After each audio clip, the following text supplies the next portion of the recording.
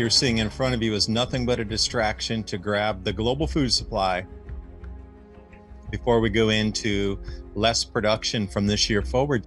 It does seem to be control of the food supply.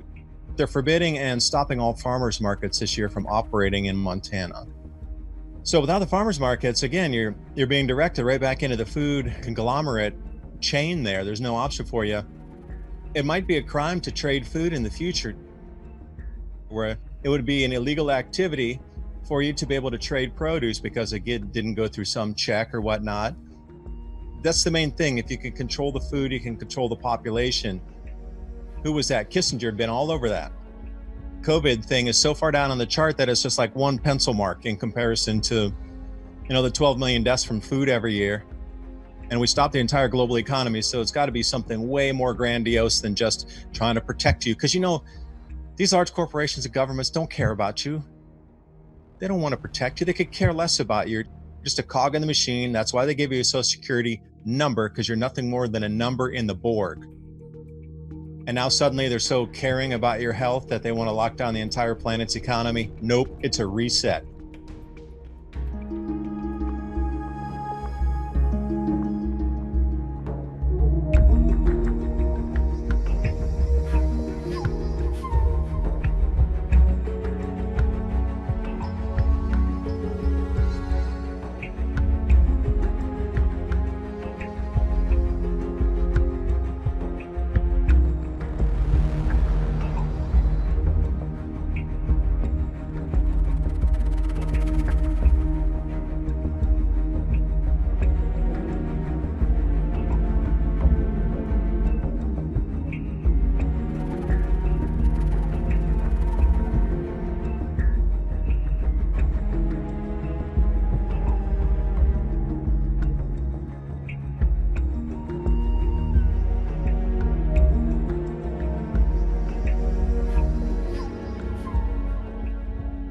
Meatpacking plants.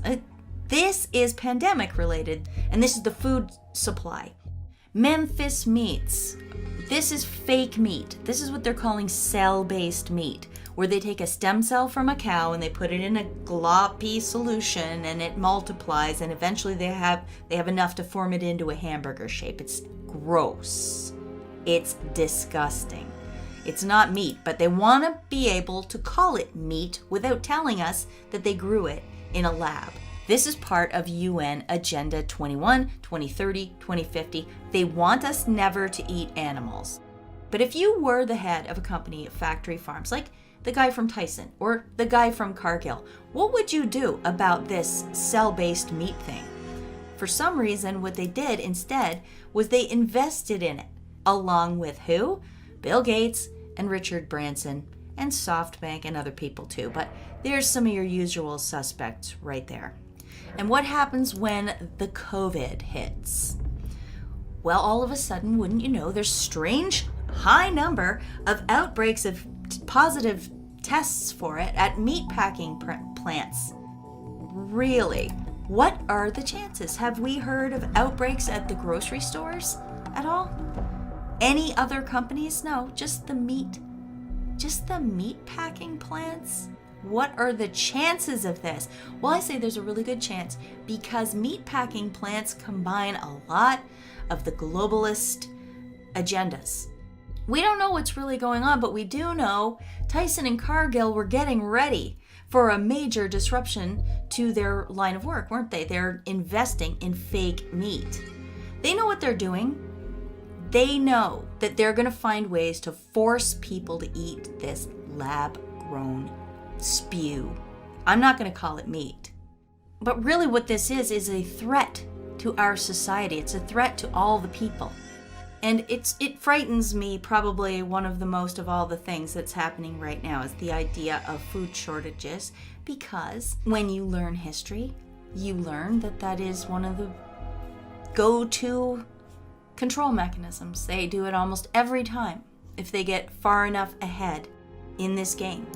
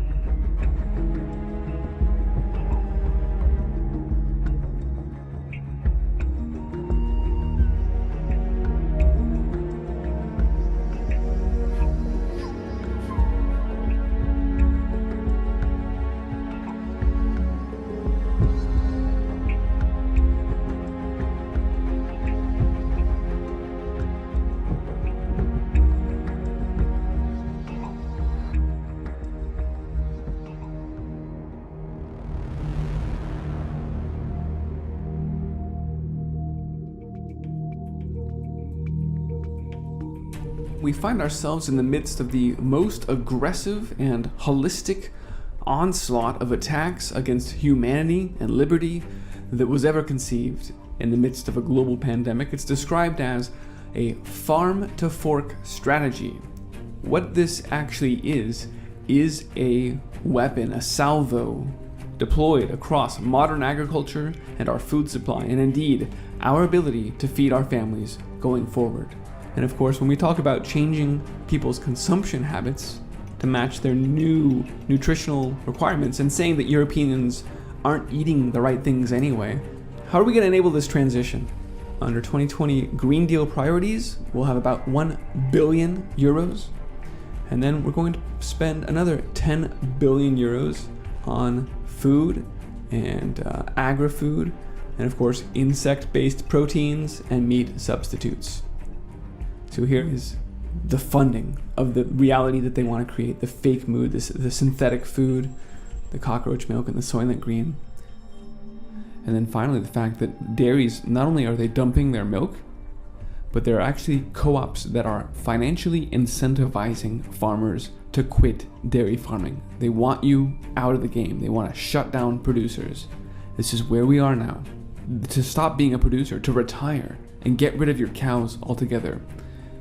How quickly can they gut the food supply of a nation? Well, we're watching it in real time, and the answer is pretty damn fast in this modern era. The Gates Foundation has rapidly become the most influential actor in the world of global health. We knew that. He's basically running the World Health Organization now. And in agricultural policies. Yes, he's there too. Remember, the food chain reaction game was the other simulation, like Event 201, that talked about food shortages that would result from an outbreak like this. And here we are now, seeing it materialize. Finally, they will take over all food production, as has long been their goal for hundreds of years. And that's exactly what's happening here. They're buying up all the seed production, and they're doing their genomic mapping, and they will replace real heirloom genetics with their transhumanist seeds. So this is just a continuation of the Rockefeller weaponized USDA, again, for hundreds of years. It's been a part of the War Department. Part of the policy that was pushing toxic agricultural practices to the rest of the world from the US. It's not just meat shortages, ladies and gentlemen. They're going, if you will, whole hog against the entirety of agriculture and our food system. All of agriculture, they really want to make the case that farms are being hit just as hard as meat packers. Experts are warning that thousands of farm workers are vulnerable to contracting the disease. I cannot believe this. I can't believe that you can go to Walmart and Home Depot and Target right now and stand in line and buy trash. But farm workers are being said, you can't harvest food. Do you see how ridiculous the situation is? Do you see how blatant the whole lie is on its face? That's why I'm emphasizing this is not just now. This is for seasons to come. And this damage has already happened. And even more interesting, there are also signs from the establishment media that are blaming, that are indicating that it will be food that is blamed, I should say, for the next part of the pandemic. At the end of the day, it's going to either be we get rid of poultry, we get rid of factory farming, or we all die from a pandemic. So they're literally saying it's the meat or we all die. It's no coincidence. At the same time, the EU is saying, yeah, we can go ahead and eat bugs. Go ahead and put that in there, just like the UN told us to. And that the FDA is saying, actually, you can change your ingredients on food now, and you don't even have to update the label. You don't even have to tell consumers what's in your food, as long as it's roughly the same. So yeah, that cricket protein instead of beef, it's fine.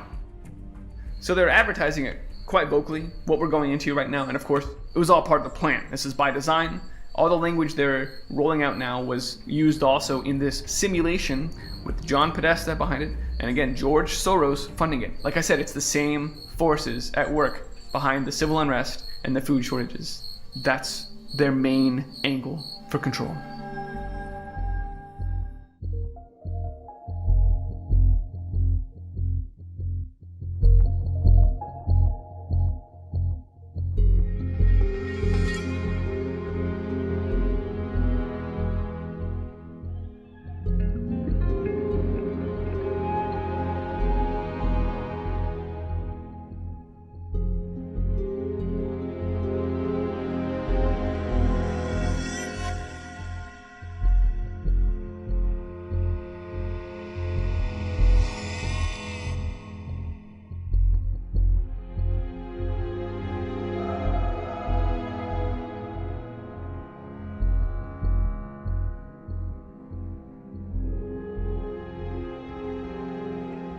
food comes from the earth, nourishes our bodies, and is the currency of life. These viruses become far more fatal because of a food system that's designed for profits rather than health. Food is supposed to be health. And yet, most of the chronic diseases of our times are food-induced. The cancers, the neurological diseases, just add the list. Since neoliberalism, making money became the religion of our times. It was deregulated commerce, and the people have had to deal with the multiple crises created by an absolutely anti-nature, anti-people economy. Nothing makes sense because geopolitics has become more powerful right now in dealing with this virus than science.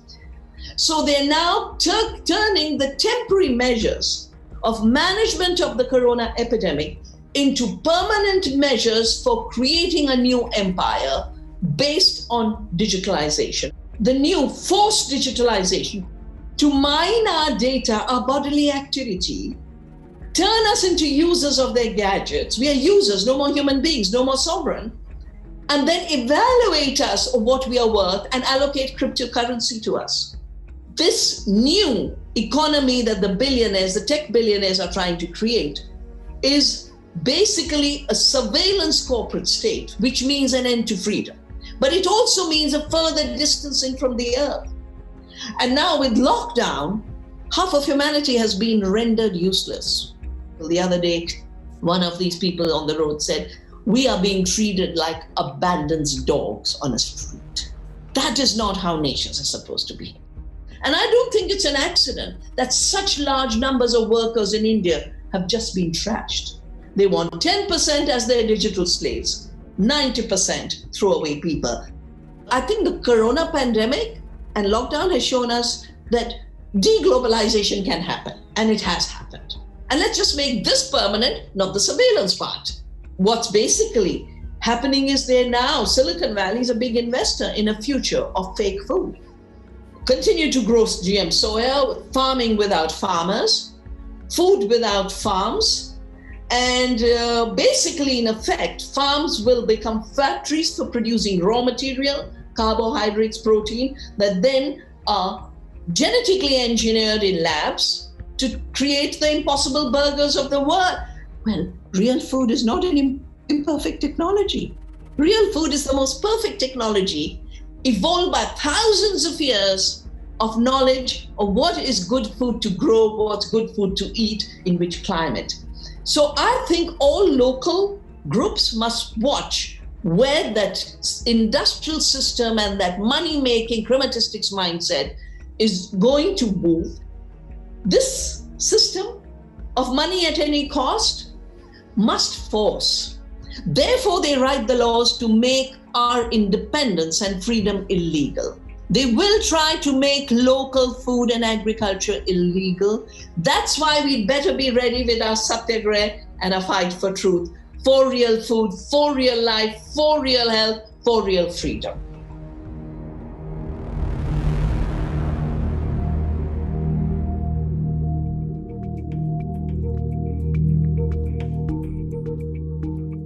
The world lockdown and the mass house arrests that were engineered to keep us all subservient mean that thousands of farmers can't get their crops picked. All around the world there are shortages of almost all foods, and other factors are going to ensure that the shortage gets worse. Controlling the oil used to be a way to control the planet. Controlling the food will give big companies control of everything and everyone, and the money.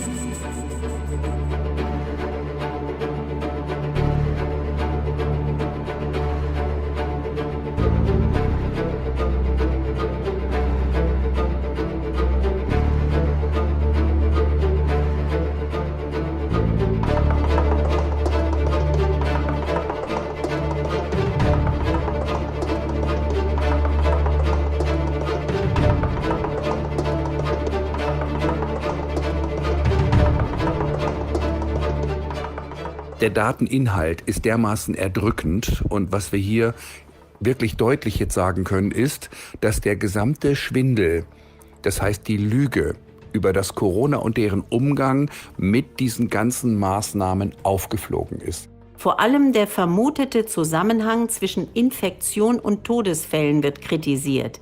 Es fehlt die Berücksichtigung von Vorerkrankung, Alter und anderen Faktoren. Die Zahl der Virustoten wird überschätzt. Wichtige Daten fehlen. Ausländische Erfahrungen wurden unmittelbar auf Deutschland übertragen. Dabei wird deutlich, die Politik hat sich von Horrorbildern wie den Abtransport von Särgen im italienischen Bergamo treiben lassen. Mit ungenauen Angaben, Vermutungen und öffentlichkeitswirksamen Aussagen wird das Geschehen dramatisiert und werden drakonische Maßnahmen durchgesetzt.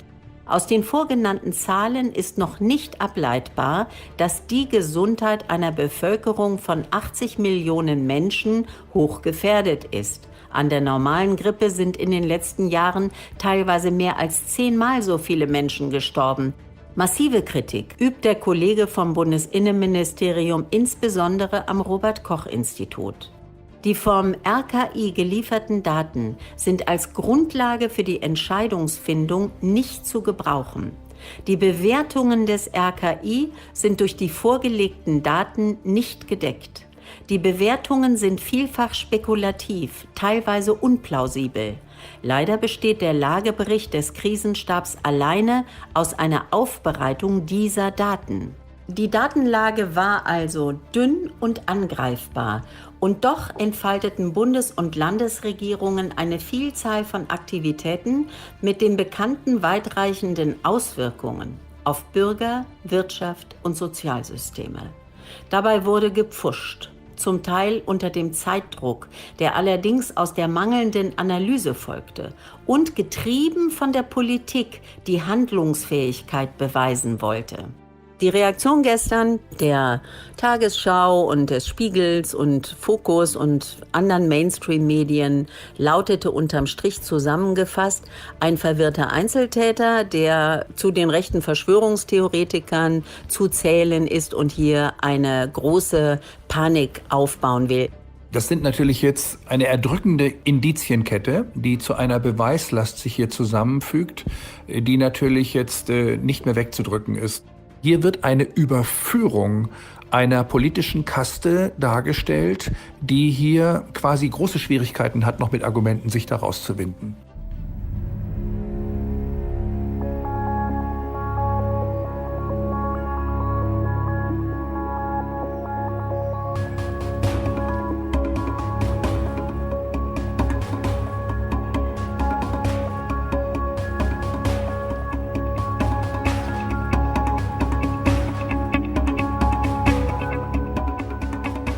Es begann mit einer Lüge bezüglich eines der an sich größten Skandale dieser Tage in unserem Lande, nämlich dass ein stellvertretender Referatsleiter im Innenministerium nichts anderes als seine Pflicht getan hat, indem er einen über 80-seitigen Bericht erstellt hat, der es in sich hat. Und die Lüge lag darin, dass das Ministerium sofort damit antwortete, er hätte das an die Presse durchgestochen. Meine Damen und Herren, das hat er mal nicht. Dabei, meine Damen und Herren, birgt diese Studie eine ungeheure Sprengkraft. Das hat er nicht alleine in seinem Kämmerchen geschrieben, meine Damen und Herren, sondern er hat sämtliche Abteilungen seines Hauses, die mit KM, also Krisenmanagement, beziffert werden, eingebunden. Er hat sich Expertise geholt und er kommt zu dem für die natürlich erschreckenden Resultat, dass das, was der Innenminister, was der Gesundheitsminister und was die Bundeskanzlerin seit Wochen dem deutschen Volke vorerzählt und vorlügt, ein Fehlalarm gewesen ist. Und er warnt vor diesen Konsequenzen, eine Desinformation der Bevölkerung. Die Bundesregierung produziert Fake News. Durch vermeintliche Schutzmaßnahmen, hören Sie gut zu, Herr Kollege, entstehen im Moment jeden Tag weitere schwere Schäden, materielle und gesundheitliche, bis hin zu einer großen Zahl von vermeidbaren Todesfällen. Diese Todesfälle werden durch das Agieren des Krisenmanagements, also durch den Bundesinnenminister, ausgelöst und sind von diesem zu verantworten.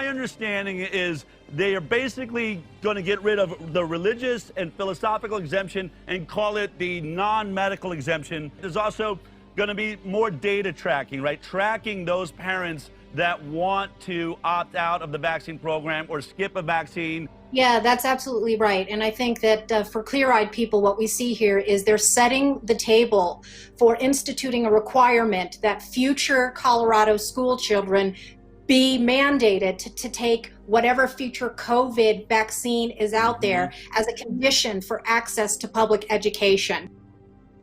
It's outrageous what they're trying to do. And of course, you always have to follow the money to find the truth. It's the financial incentives here, and you talk about this as well. Big Pharma is behind this. They've set up phony AstroTurf groups. You had thousands of parents show up on Sunday. In February, when they had a hearing on this, there were 14 hours of testimony, the vast majority of them parents who objected. And the lobbyists who were funded by pharma and corporations set up these grassroots, so-called grassroots groups, phony groups, to show some sort of opposition. There were about a dozen of them. They limited the testimony on Sunday to 1.5 hours each on each side. 22 people each got to speak on one side or the other, when there were thousands of people who had lined up out in the sun to make their voices heard by these legislators who are bought off by Big Pharma. So more people are coming to this from many different angles, not just the vaccine angle. And that was the emphasis of my testimony too, because this is a civil rights issue. It's also a data privacy issue. And once people start questioning this idea that you should always trust the experts, it opens up an entire new landscape of challenging establishment and authority that have lied to us terribly, and cost so much in terms of our own kids' public health and safety. We may not have billionaires backing us, and we may not have Bill Gates and Big Pharma and all of these NGOs that suck up billions of dollars to endanger us, but we have the truth on our side. And I think the people here are not going to give up, and I hope that sends a message to the rest of the country too, because this bill and this racket are coming to every state in America.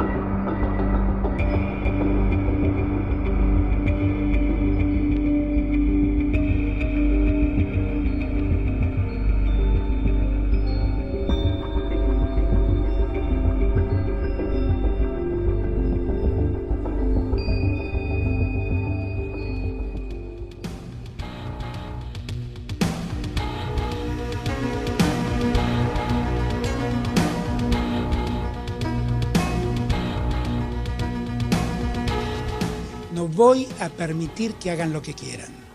Si lo entienden por las buenas, me encanta. Si no, me han dado el poder para que lo entiendan por las malas.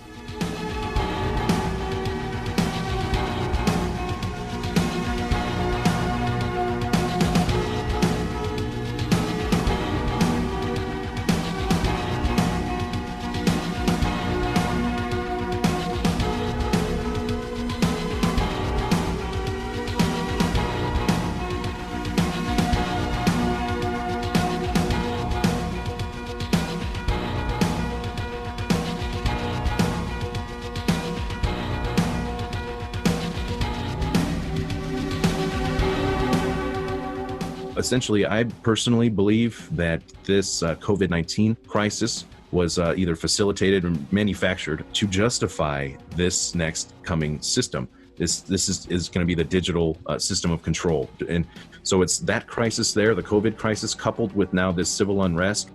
In my view, they have always wanted this technocratic dictatorship. They just haven't had the technology to fully implement it yet. Now they do have the technology to implement this. And Just about a day or two ago, the World Economic Forum held a summit, basically online, where they announced their next initiative, which is called the Great Reset.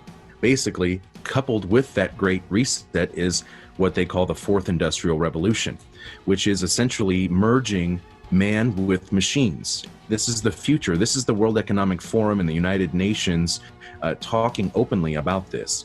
They need to implement this now because this current system shows that it's failed. COVID showed that this system failed. The unrest, the inequality, the social justice.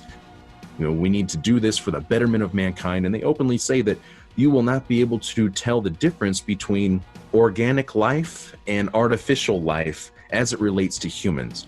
They want to re-identify what it is to be human. They're already looking beyond that because they're openly saying that once we get access to people's thoughts and once we get access to people's emotions, we're going to need to create a framework to create a safe space for people to be able to think in. This is straight out of, the worst science fiction novel ever, that they are literally going to be controlling how you think, what you think about, and how you feel about things. It sounds terrifying to me. And it's already encompassing our lives, everything from the supply chains down to just our daily lives. Everything's moving towards digital right now, but it's all going to be tracked, traced, and regulated, based on our carbon footprints and our social credit scores. It won't be wearable devices. I think eventually we are going to be the devices ourselves. They're going to be a part of us. Like I said, with the immunity passports, it's going to have your medical information, your education, your finances. They do not want any form of independence from the system. It's basically like assimilate or die. If you don't do what we say, then you're a threat to the greater good. That's the kind of the same ideology that we see with the vaccines, for example. You're a threat because you're not vaccinated. Well, that's kind of backwards. If you're vaccinated, then what are you worried about? This is how they operate. It's either, you're either with us or you're with the terrorists, essentially, like we've heard so many times. You're going to be limited on where you can travel, when you can travel, what you can eat, what you can buy, all this kind of stuff. Any semblance of liberty, freedom for the individual, it will empower the individual and the community. They keep saying that they're doing this for the collective good of everyone. Well, the individuals, I think, should be able to decide for themselves what is good for themselves and the families.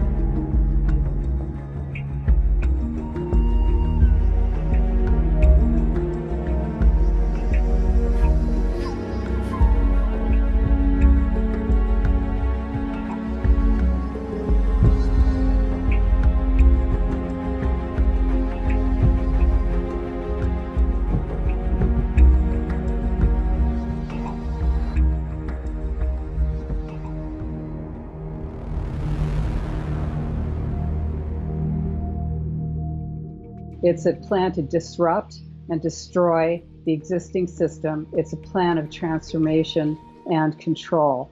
And the goal, of course, is to transfer power from local individuals to a global governance system. It's about breaking down the individual. It's about breaking down your alliance to any old system, any old connection, your family, your old thoughts, your belief system. This is a mental health technique. It's a breakdown and then build back up of the personality. That's used to break down your personality and actually rebuild you as the new man. And you are going to be rebuilt as the new global citizen. And you need to be isolated, and moved into the high-density city center where you can be more easily controlled and managed and surveilled. And ultimately, it's about destroying your ability to have a voice, entirely destroying your ability to be free and to be independent. 2020 is a key year in the implementation of this plan.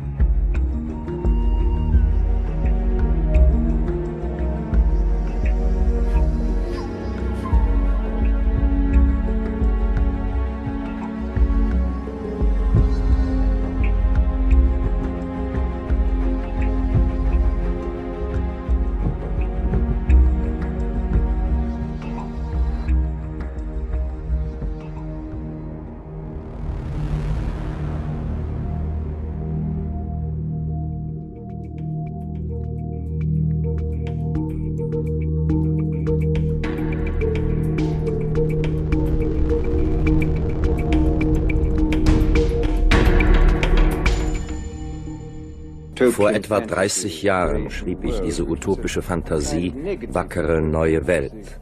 Es war eine Fantasie über eine Gesellschaft, in der jede Anstrengung gemacht worden war, alle menschlichen Unterschiede auszuschalten und das Produkt Mensch zu standardisieren, um schließlich tatsächlich eine Art von wissenschaftlicher Diktatur zu errichten, die auf einem Kastensystem beruhte. Damit sollte eine völlig regulierte und geordnete Gesellschaft entstehen. In dem Maße, wie die Technik fortschreitet, wird auch die Organisation immer komplexer und gleichzeitig immer mehr zentralisiert. Das Resultat dieser Entwicklung ist zunächst einmal, dass die Kontrolle über die Menschen immer mehr und immer vollständiger in die Hände von Big Business und Big Government übergeht. Das heißt, in die Hände der Großindustrie und der Regierungsspitze. Und zweitens wird das Individuum immer mehr seiner unabhängigen Aktivität beraubt und wird immer mehr zu einem Rädchen in einer gewaltigen Maschine der Organisation. Diese beiden Prozesse führen natürlich zu einem Verlust persönlicher Freiheit und zu einer immer größer werdenden totalitären Macht von oben. Die Diktatoren der Vergangenheit haben ihren Willen durch Gewalt und durch Gewaltandrohung durchgesetzt. Ihr Hauptmittel, an der Macht zu bleiben, war der Terror. Die wissenschaftlichen Diktatoren der Zukunft, das heißt der Typ von Diktatoren, den ich in meiner wackeren neuen Welt beschrieben habe, wird, glaube ich, den Terror vermutlich nicht anwenden. Diese Diktatoren werden von dem Terror Abstand nehmen, nicht etwa, weil sie menschlicher sind als die Diktatoren der Vergangenheit, sondern einfach deshalb, weil der Terror relativ wirkungslos ist. Ich glaube, dass wissenschaftliche Diktaturen sich verschiedener wissenschaftlicher Mittel bedienen werden, durch die man mit den Menschen manipulieren kann. Das heißt, es wird eine Gesellschaft entstehen, in der die Bedingungen wirklich unmenschlich sind, in der aber mit den Seelen der Massen so manipuliert wird, dass die Menschen diese Bedingungen nicht nur akzeptieren, sondern sie geradezu lieben. Bedingungen, die sie eigentlich ablehnen und hassen sollten. Früher konnte ein Demagoge nur zu so vielen Menschen sprechen, wie er mit seiner Stimme direkt erreichen konnte. Das waren vielleicht ein paar Tausend. Heute, dank Radio, Fernsehen und Film, kann er sich gleichzeitig an Millionen wenden. Mit Tonbandgeräten kann er seine Parolen immer wiederholen. Er kann sie in die Massen hineintrommeln, sodass sie sie in einer Art von Hypnose akzeptieren. Wir sehen also, dass die Technik der Überredung und dessen, was man heute Gehirnwäsche nennt, all dem unvergleichlich überlegen ist, was in der Vergangenheit einmal war. Es gibt heute chemische Methoden, mit denen man die Menschen kontrollieren kann, mit denen man sie veranlassen kann, bestimmte Dinge zu tun, bestimmte Gefühle zu empfinden und mit denen man vor allem die Menschen in einen Zustand künstlichen Glücks versetzen kann, sodass sie sogar ihr Sklaventum und die schlechten Umstände, in denen sie sich befinden, lieben. Jede Technik, die möglich ist, wird früher oder später auch einmal angewendet. Und ich glaube, dass wir uns ohne große Fantasie vorstellen können, dass diese chemischen Mittel möglicherweise einmal von wissenschaftlichen Diktatoren der Zukunft systematisch benutzt werden. Zunächst einmal will mir scheinen, dass es absolut notwendig ist, uns darüber klar zu sein, was vorgeht. Die Öffentlichkeit muss wissen, was in der Welt passiert. Ich glaube nicht, dass die verschiedenen Massenkommunikationsmittel ausreichend benutzt werden, um uns über diese Dinge zu informieren. Sie sind primär darauf gerichtet, die Aufmerksamkeit der Öffentlichkeit abzulenken. Sie bringen uns alle Arten von absurder Unterhaltung ins Haus. Wir müssen aber erkennen, was vorgeht. Und wenn wir uns dieser Dinge bewusst sind, dann müssen wir ernsthaft darüber nachdenken, was getan werden kann. Ich glaube, wenn Moralisten, Theologen, Politiker und Gesetzgeber zusammenkommen, um über diese Probleme zu diskutieren, kann man gesetzliche, politische und erzieherische Mittel finden, die garantieren, dass diese ganzen revolutionären Entdeckungen, die jetzt und in Zukunft gemacht werden, zum Wohle der Menschheit eingesetzt werden und nicht zu ihrer Erniedrigung und endgültigen Versklavung. Das ist unsere beste Hoffnung.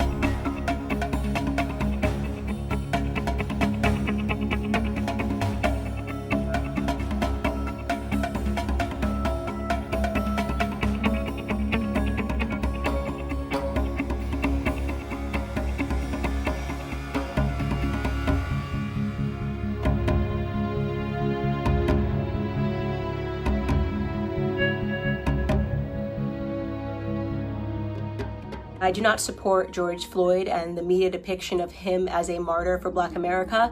We are being sold a lot of lies, and at the detriment to the Black community, at the detriment to the white community, and at the detriment to America as a whole. For whatever reason, it has become fashionable over the last 5 or 6 years for us to turn criminals into heroes overnight. Now, nobody thinks that he should have died during this arrest, but what I find despicable is that everyone is pretending that this man lived a heroic lifestyle when he didn't. In 1998, he spent 10 months in prison for theft with a firearm. In 2002, he spent 8 months in prison for a cocaine offense.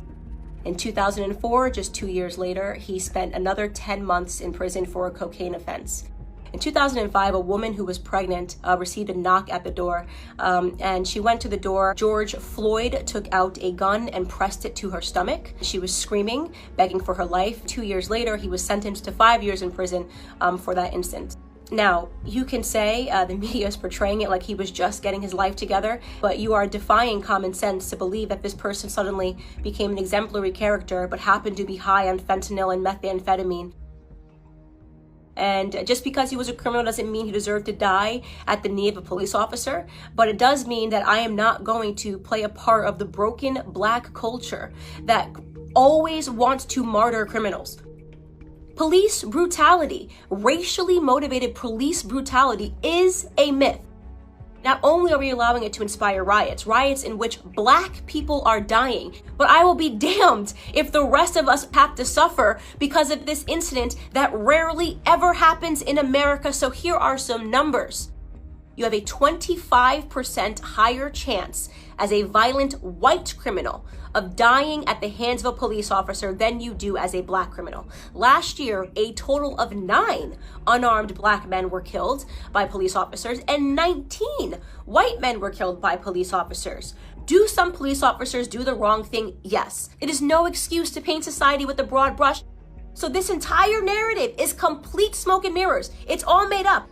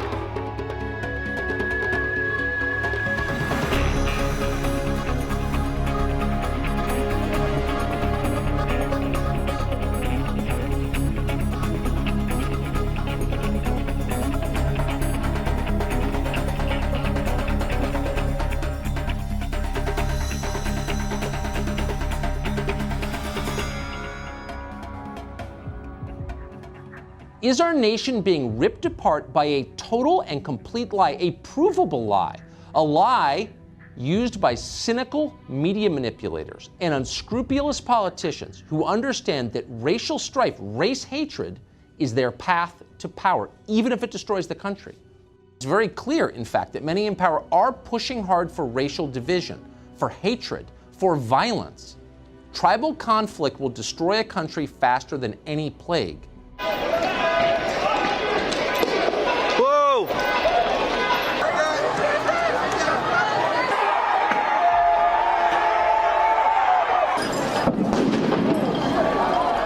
Their latest demand is that we eliminate the police entirely. No more law enforcement in this country. That would mean more power for the mob. They could do anything. It would mean never-ending terror for you and for your family. The death of a man at the hands of police in Minneapolis has led to demands that we fire the nearly 700,000 police officers who work in the United States, and that we free the 1.5 million criminals who are now behind bars. Defund the police. No sane person would dare to have said something like that in public just a week and a half ago. So what would happen to our country if we eliminated law enforcement? Eric Garcetti is the mayor of Los Angeles, the second biggest city in America. His city would devolve into a murderous hellscape within hours if the police left. But Garcetti won't push back against this idea. Instead, he kneeled in subservience before the people demanding it. Members of the National Guard kneeled too. So did a group of FBI agents. So did the Prime Minister of Canada, Justin Trudeau. The police chief of Webster, Massachusetts went even further than that. He lay on the ground before them in complete submission. The mob wants victory, but more than that, it wants the total humiliation of its enemies. I work for Black Lives Matter. Since I work for that company, my CEO has told me to come out today and to bring you on your knees because you have white privilege. So if they see that a white person is getting on their knees, that shows solidarity for the situation. And could you just please apologize for your white privilege? I'm incredibly sorry. What is going on? What is this about? No matter what they tell you, it has very little to do with Black lives, if only it did.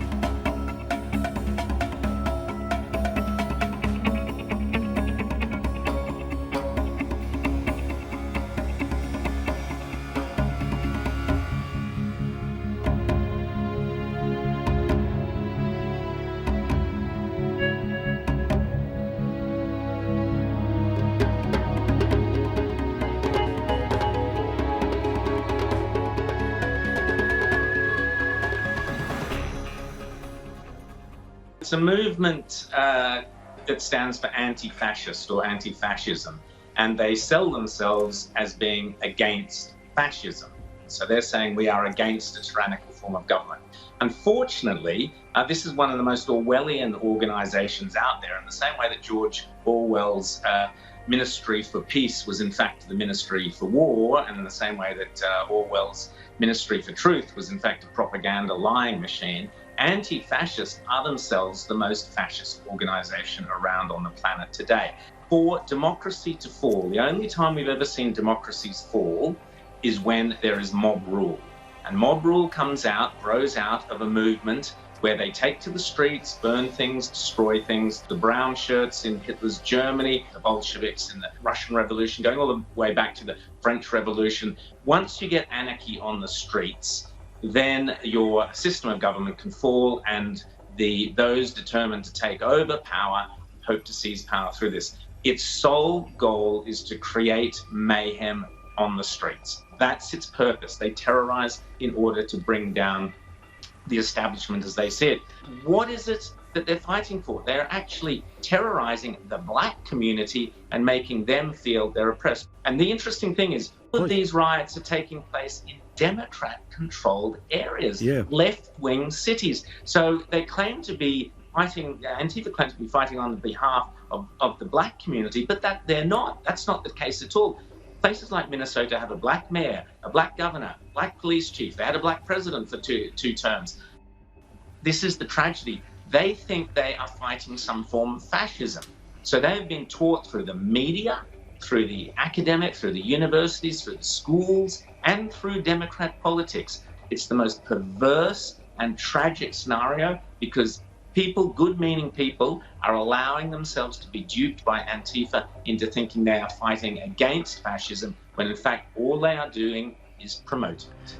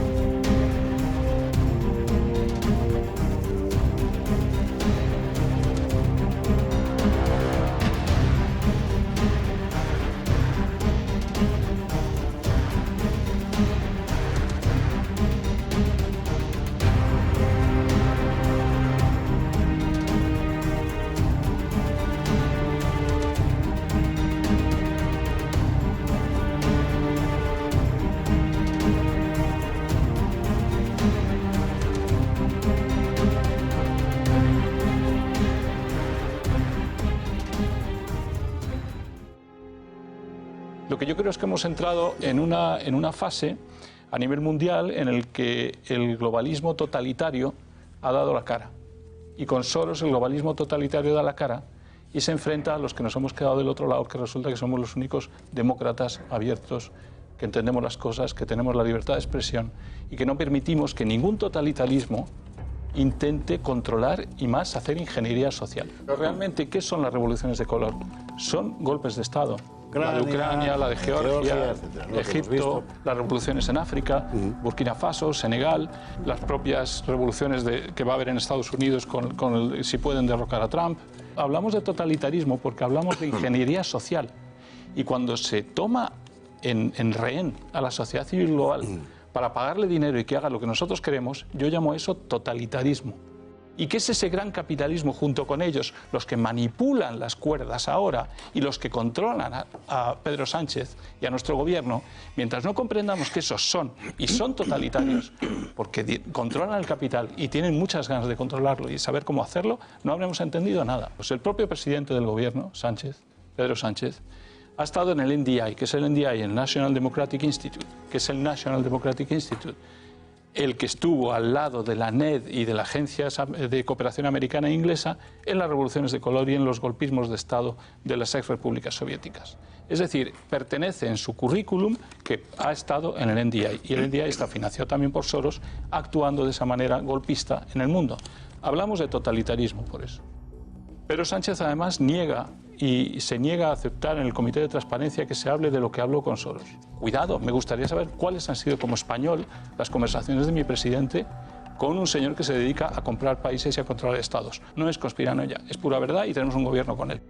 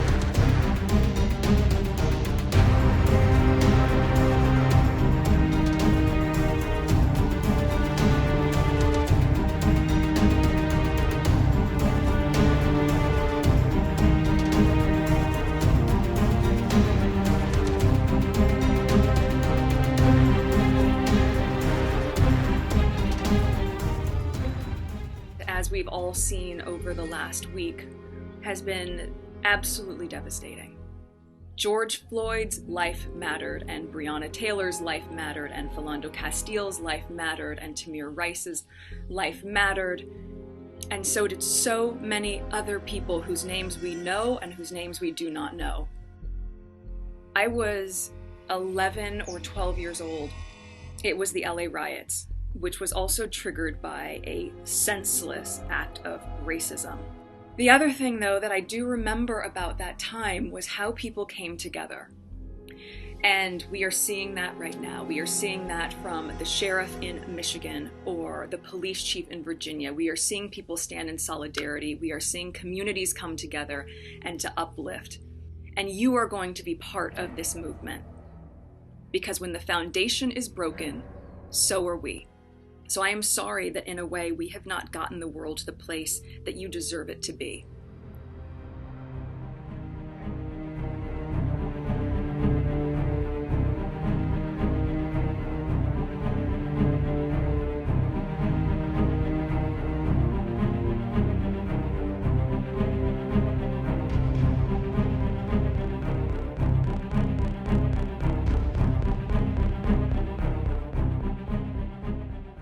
We're seeing the beginnings of a Bolshevik-style revolution in the United States to topple the republic and replace it with a communist-style government. We've got a number of issues at play here. We've got the whole deep state issue. We've got the infiltrators within the government who are loyal to their own agenda. They're not loyal to the Constitution as stated. And the news media is again culpable. They were co-opted back in the 60s, and they're on the payroll. They're on the payroll for the CIA. That is the propaganda arm of the Central Intelligence Agency, which is deeply involved in all of this nonsense. They don't fool around. This is what they do for a living. They topple governments around the world on a regular basis. And now our own republic that they're supposed to be defending is the target of their tradecraft. It's no holds bar for the bad guys, because if Trump succeeds, we're going to see probably 8,000 or 10,000 people hung by the neck until dead for sedition and treason against the American people. That's really what's going on. And the riots we're seeing in the street is just another facet of the same war that's been going on since Trump took office. That's what this war is all about, is to implement their globalist dream. Now remember, globalism is communism.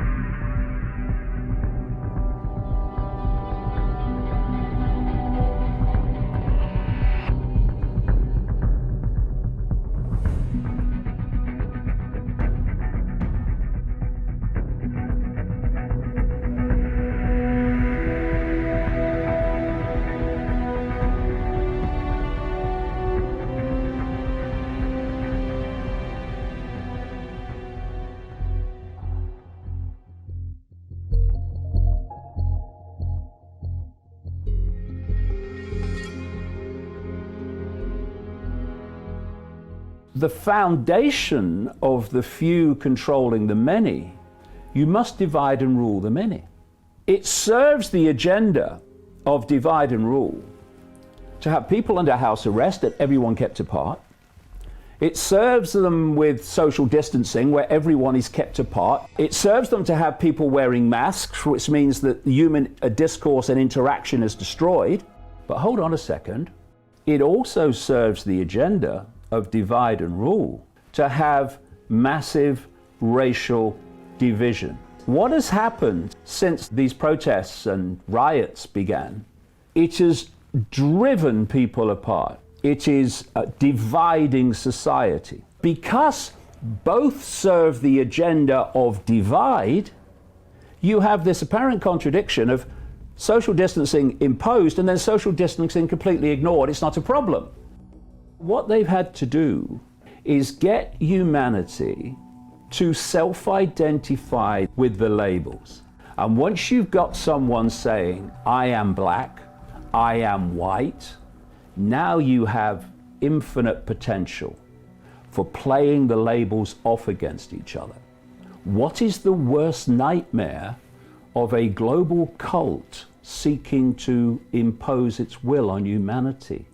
Unity, harmony, coming together. Why are we limiting ourselves in our self-identity to I am black or I am white? Once you say I am white and I am black, now divisions can occur.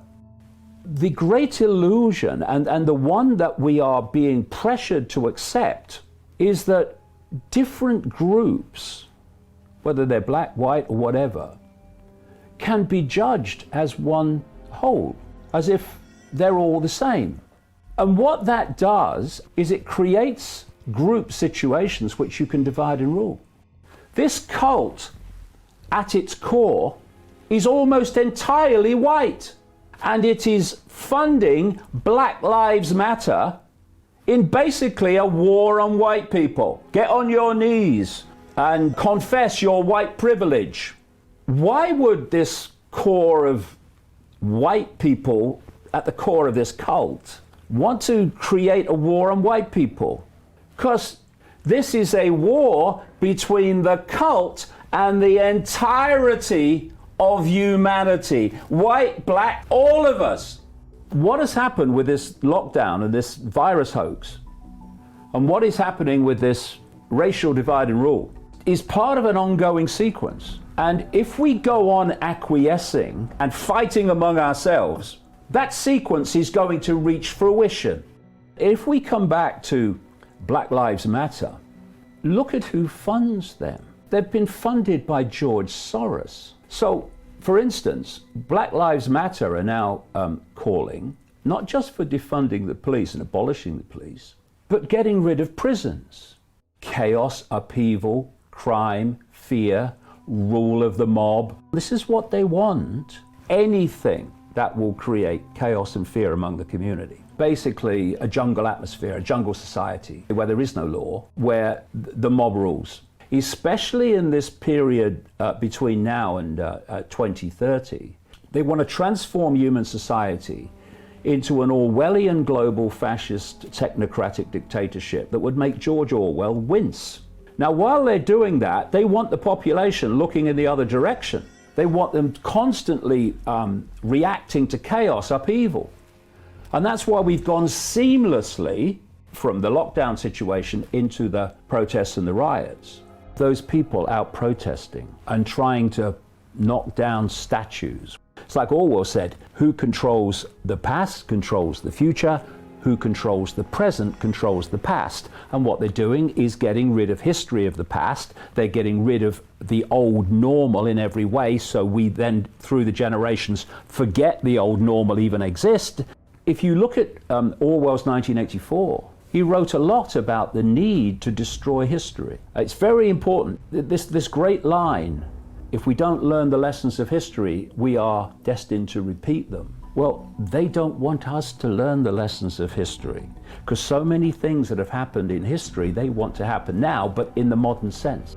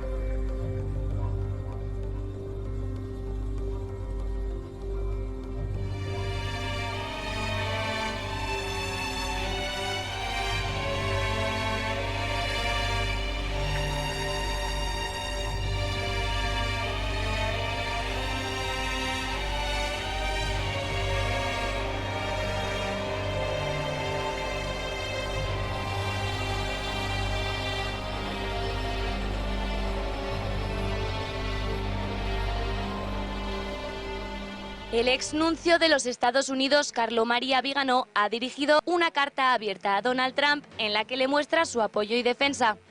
Vigano, en su carta al presidente de los Estados Unidos, explica el nuevo orden mundial como un sistema conformado por los hijos de la oscuridad, sobre el que se sustentan los medios de comunicación, las instituciones, la economía o la política. Malvados o descendientes de la serpiente, así llama Vigano a aquellos que, lejos de una búsqueda de la justicia y la paz, lejos de la honestidad y del deseo de hacer el bien, están librando estos días una guerra contra Trump.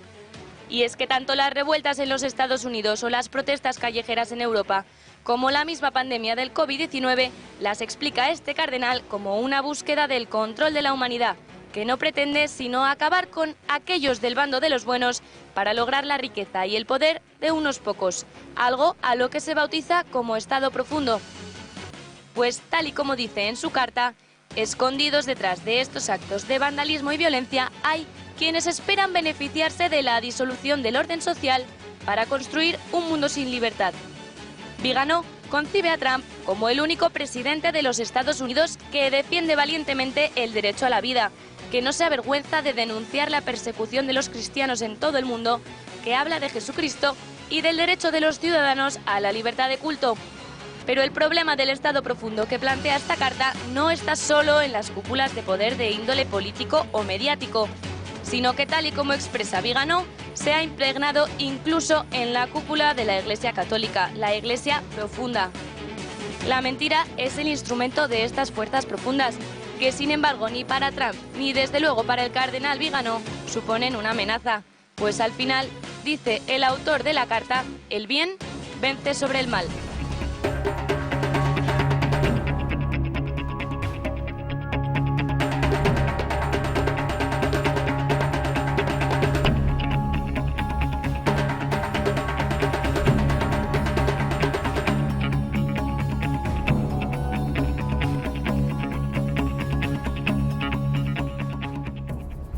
Dice en su carta el cardenal, hay un deep state en el Vaticano y esto es importantísimo, importantísimo. O sea, ¿qué podrá estar sucediendo en el Vaticano, dentro del Vaticano?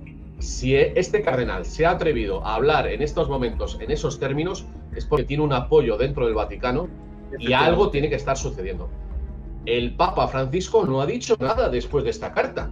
Recordemos que sería la segunda revolución dentro o contrarrevolución dentro de la Iglesia en la época COVID, porque el Papa Bergoglio prohibió las misas en toda Roma y se le tuvieron que sublevar propios obispos diciendo que no se podía cerrar la Eucaristía a los cristianos. Es decir, él fue el primero que ordenó cerrar las iglesias en 2000 años de historia de cristiandad, con persecuciones cruentas, peste. Es decir, ese pulso parece que lo ganó el ala precisamente contra el Papa, porque al final se abrieron, es verdad que condiciones, el templo.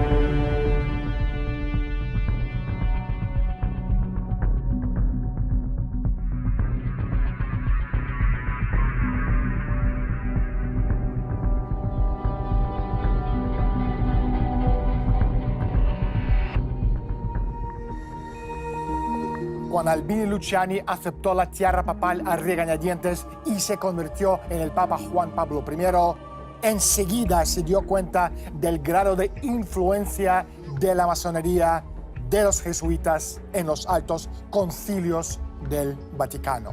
Tres de los grupos más influyentes en la Iglesia son los jesuitas, Opus Dei y los Caballeros de Malta. La Compañía de Jesús hoy en día es una fuerza rígidamente disciplinada de más de 50.000 miembros en el mundo. Fue fundada como una unidad de inteligencia política por la antigua oligarquía Europea como una nueva herramienta para implementar su objetivo histórico de eliminación de la institución neoplatónica del Estado, sea en su forma republicana o monárquica. La organización de jesuitas está estructurada de acuerdo con un modelo estrictamente militar, con su Estado Mayor General situado en Vaticano. Los jesuitas intentan crear un mundo sinárquico basado en 1. La drástica reducción del desarrollo tecnológico, 2. La derrota del capitalismo industrial de la clase media y 3. El debilitamiento general de los poderes soberanos de los estados-naciones que deberán ser sustituidos por agencias supranacionales de un mundo globalizado como el Banco Mundial, el Fondo Monetario Internacional, la UNESCO, el Instituto de la ONU para la Formación y la Investigación y el Consejo Mundial de las Iglesias.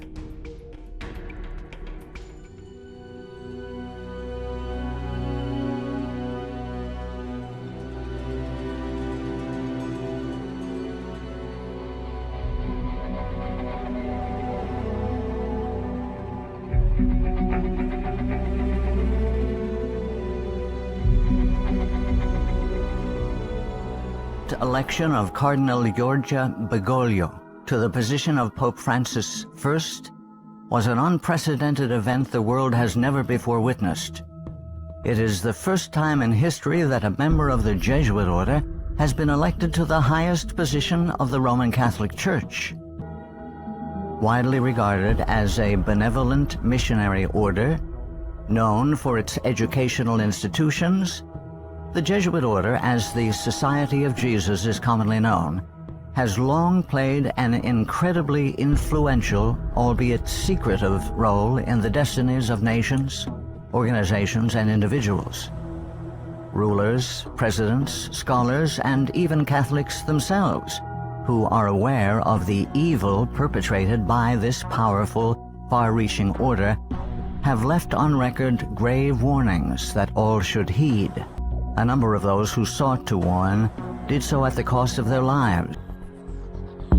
Abraham Lincoln, 1809 to 1865, 16th President of the United States of America. This war, the American Civil War, 1860 to 1865, would never have been possible without the sinister influence of the Jesuits.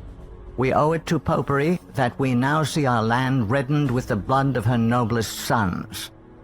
Though there were great differences of opinion between the South and North on the question of slavery, neither Jeff Davis nor any one of the leading men of the Confederacy would have dared to attack the North had they not relied on the promise of the Jesuits that under the mask of democracy, the money and the arms of the Roman Catholics, even the arms of France, were at their disposal if they would attack us. So many plots have already been made against my life that it is a real miracle that they have all failed when we consider that the great majority of them were in the hands of skillful Roman Catholic murderers evidently trained by the Jesuits. I know that Jesuits never forget nor forsake, but man must not care how and where he dies, provided he dies at the post of honor and duty. The Jesuit order is responsible for some of the most heinous acts in recorded history. They have battled truth and righteousness, crushed religious liberty, influenced kings, and sought to mold the course of history to carry out their own agenda. Now that the visible head of the Roman Catholic Church is himself a member of this order, the power of the Jesuit order is complete. Let all who love truth, all who love freedom, take heed and beware of the danger now facing the world in the person of Pope Francis I.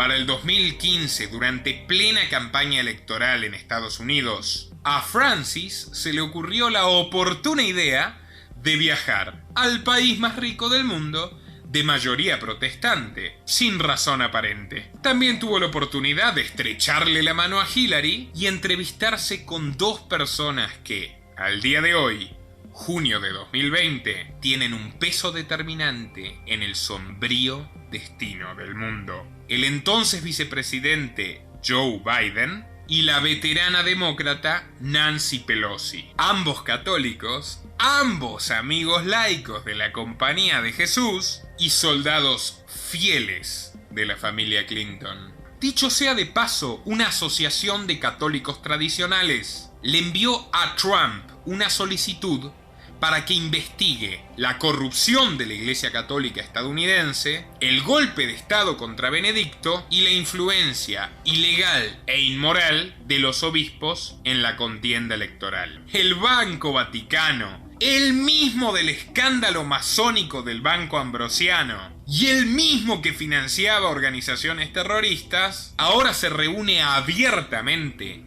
con la coalición de energía innovadora de Bill Gates y George Soros. Mientras avanzamos de manera acelerada hacia la dictadura totalitaria global que temía Aldous Huxley, el nombre de Francisco comienza a mencionarse como un protagonista muy especial de este nuevo orden. Una vez más, Francisco ha sido un pionero, vistiéndose de estadista estrella de la salud pública, que sigue al pie de la letra las recomendaciones de la OMS y además se las impone a todos los católicos del mundo. Finalmente surgieron las protestas masivas en los Estados Unidos, que en este mismo momento están asediando la Casa Blanca y amenazando la estabilidad del gobierno de Trump.